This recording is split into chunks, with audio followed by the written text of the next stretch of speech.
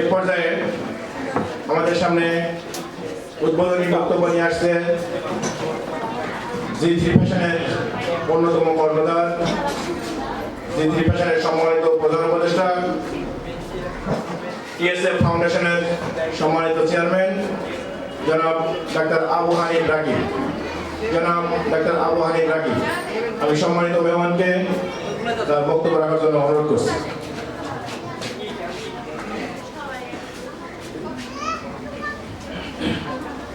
বিসমিল্লাহির রহমানির রহিম।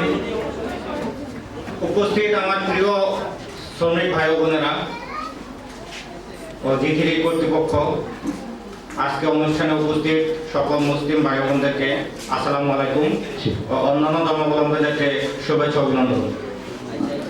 Happy new year আমাদের একটি আনন্দঘন দিন, যদিও এটি আমাদের বাঙালি ঐতিহ্য নয়, কারণ হ্যাপি নিউ ইয়ার ব্রিটিশ সাম্রাজ্যবাদের একটি সূচনা। তা আমি জি3 কর্তৃপক্ষকে শুরুতে অনুরোধ করব যে আমরা এই ব্রিটিশ সাম্রাজ্যবাদীর উদ্বোধনী দিন বাদ দিয়ে আগামী বছরগুলিতে আমরা আমাদের বাঙালির যে নববর্ষ অথবা আমরা মুসলিম হিসাবে যে হিজরি নববর্ষ আমরা এগুলি পালন করতে পারি কিনা সে বিষয়ে বিবেচনা রাখবেন আশা করি। আজকে এই আনন্দঘন দিনে আমি অনেকটাই শোকাহত, কেননা আমরা ইতিমধ্যে হারিয়েছি আমাদের প্রিয় কিছু মানুষ। আমরা হারিয়েছি দেশ নেত্রী, আপসীর নেত্রী বেগম খালেদা জিয়াকে। আমরা তার জন্য আল্লাহর কাছে দোয়া করি, আল্লাহ যেন তার দুনিয়াবি সকল ভুল ত্রুটি ক্ষমা করে জান্নাতবাসী করেন। আমরা হারিয়েছি আমাদের অত্যন্ত স্নেহের, অত্যন্ত আদরের, আমাদের সকলের মনের প্রতিচ্ছবি, আজাদীর সন্তান, বিপ্লবী ওসমান শরীফ হাদিকে। হাদির জন্য আমরা সবাই কেঁদেছি। এরকম হাদি যেন আমাদের প্রত্যেকের ঘরে ঘরে তৈরি হয়। আমরা হাদির জন্য মন প্রাণ উজাড় করে দোয়া করব, আল্লাহ তাআলা যেন শহীদ ওসমান বিন হাদিকে বেহেশতের সর্বোচ্চ মাকাম দান করেন। প্রিয় ভাই বোনেরা, জি3 প্রতিষ্ঠা লগ্ন থেকে আপনারা অনেকে আমাকে চিনেন, যারা নতুন তারা হয়তো চিনেন না। আমি পেশায় একজন চিকিৎসক, মেডিসিন বিশেষজ্ঞ। জি3 ফ্যাশনের অনেকে আমার রোগী। যারা নতুন আছেন তাদের উদ্দেশ্যে বলবো, আপনারা মন প্রাণ দিয়ে কাজ করেন। আপনাদের এক বিন্দু অধিকার জি3 কর্তৃপক্ষ নষ্ট করবে না ইনশাআল্লাহ। একতা কত বড় শক্তি আপনারা তা জানেন। ইতিমধ্যে 2024-এ দেখেছেন আপনাদের মতো বয়সের সবাই একত্রিত হয়ে এই একত্রিত শক্তি স্বৈরাচারকে দেশ থেকে বিতাড়িত করেছেন। আলহামদুলিল্লাহ। আসছে সামনে নির্বাচন, যদিও এটি রাজনৈতিক সমাবেশ নয়, আমাদের আনন্দ সমাবেশ, তবুও আপনাদের সচেতনতার লক্ষ্যে আমি বলবো, আসছে নির্বাচনে আমি কোনো দলের হয়ে কথা বলছি না, কোনো ব্যক্তির হয়ে না। আসছে নির্বাচনে আপনারা যারা ভোটার আছেন ঢাকায় অথবা যার যার গ্রামে, আপনাদের আত্মীয় স্বজন, পিতা মাতা, ভাই বোন সবাইকে বলবেন যোগ্য প্রার্থীকে যেন ভোট দেয়, দল বা বার্তা দেখে যেন ভোট না দেয়। যে প্রার্থী আপনার জন্য দুর্নীতি করবে না, যে প্রার্থী চাঁদাবাজি করবে না, যে প্রার্থী সন্ত্রাসীকরণ করবে না, দখলবাজি করবে না, আপনার এলাকার প্রার্থী আপনারা ভালো জানবেন, আপনারা তাকেই ভোট দিয়ে সংসদে পাঠাবেন ভবিষ্যৎ দেশ গড়ার লক্ষ্যে। প্রিয় ভাই বোনেরা, জি3 ফ্যাশনের সম্মানিত চেয়ারম্যান মহোদয় এবং সম্মানিত ম্যানেজিং ডিরেক্টর এমডি মহোদয়, এরা আমার অত্যন্ত কাছের বন্ধু এবং আমার অত্যন্ত শ্রদ্ধাভাজন, প্রিয়ভাজন ব্যক্তি। একত্রিত শক্তি যেরকম স্বৈরাচারকে পতন করেছে, ঠিক তেমনি একত্রিত শক্তি এই প্রতিষ্ঠানে আজকে 2টি শাখা। আপনারা এই প্রতিষ্ঠানকে একটি শত শাখায় রূপান্তরিত করতে পারবেন। আপনারা একত্রিত ভাবে যদি কাজ করেন, কেউ যদি এই প্রতিষ্ঠানকে নিজের মনে করেন, এই প্রতিষ্ঠানে যদি 10 টাকা বেনিফিট হয় বছর শেষে, আপনারা সেখান থেকে সমভাবে পাবেন ইনশাআল্লাহ, কেউ থাকবেন না। দেখুন, বান্দার হক আমরা সবাই জানি।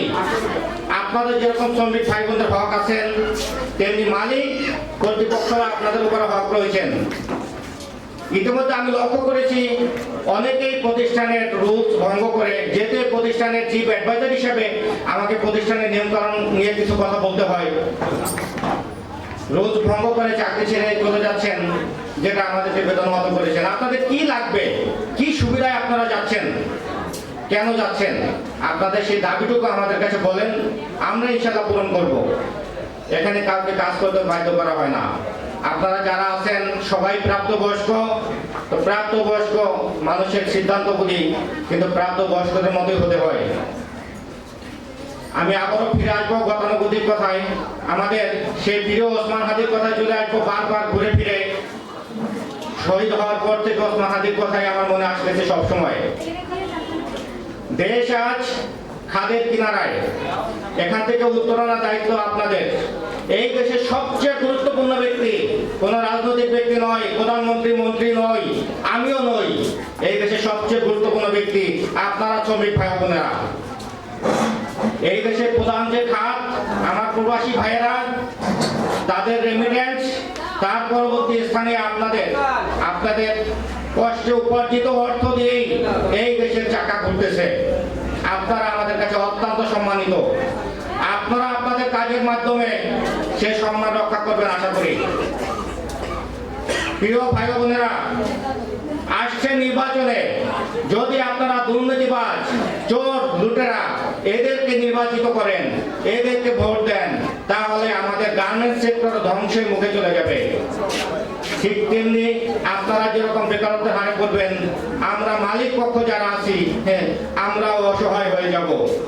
তাই আপনারা আবারও অনুরোধ করব, আপনারা যাকেই নির্বাচিত করেন, যার যার এলাকায় যাকেই ভোট দেন, দল দেখে মার্কা দেখে নয়, আপনার এলাকার সেই ব্যক্তি, যে প্রার্থী, সে কতটুকু যোগ্য, কতটুকু সৎ, কতটুকু নিষ্ঠাবান, তাদেরকে আপনারা ভোট দিবেন ইনশাআল্লাহ। প্রিয় ভাই বোনেরা, যারা মুসলিম ভাই বোনেরা আছেন, আপনারা জানেন আমাদের জিথিরি ফ্যাশনের মূল শাখায় এবং এই শাখায় উভয় জায়গায় নামাজের ব্যবস্থা রয়েছে। তাই যারা মুসলিম ভাই বোনদেরকে বলবো, আপনারা নিয়মিত নামাজ আদায় করবেন। নামাজের জন্য আমাদের ছুটির কোনো সমস্যা নেই। অন্যান্য ধর্মাবলম্বী ভাইদেরকে বলবো, যারা মুসলিম ভাই বোনেরা আছেন, অন্যান্য ধর্মাবলম্বী ভাই বোনদের অধিকার আপনাদের যে কোনো অংশে কম নয়। তারা আমাদের কাছে আমানত। এখানে যারা হিন্দু, বৌদ্ধ, খ্রিস্টান বা অন্য ধর্মাবলম্বী আছেন, আপনারা আমাদের কাছে আমানত। মুসলিমদের চরিত্র হচ্ছে আমানতের খেয়ানত করলে মুসলিমরা তাকে মুনাফিক বলে। রাসূল সাল্লাল্লাহু আলাইহি ওয়াসাল্লাম তাকে মুনাফিক বলেছেন। তাই বিধর্মী বলবো না, অন্যান্য ধর্মাবলম্বী যারা আছেন তারা আমাদের কাছে আমানত।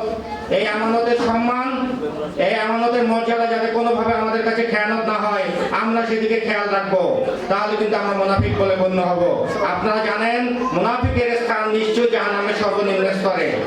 আপনারা সৌভাগ্যবান, আপনারা এমন একজন চেয়ারম্যান মহোদয় পেয়েছেন, এমন একজন এমডি মহোদয় পেয়েছেন, যার মনে, যাদের চিন্তা ভাবনায় শুধু আপনাদের উন্নয়নের কথা ভাবে, যারা শুধু আপনাদের নিয়ে চিন্তা করে কিভাবে আমার শ্রমিক একটু ভালো থাকবে, কিভাবে তাদের আরেকটু সুবিধা দেওয়া যায়। কিন্তু তাদের এই ভাবনাকে বাস্তবায়ন করতে পারবেন শুধুমাত্র আপনারাই।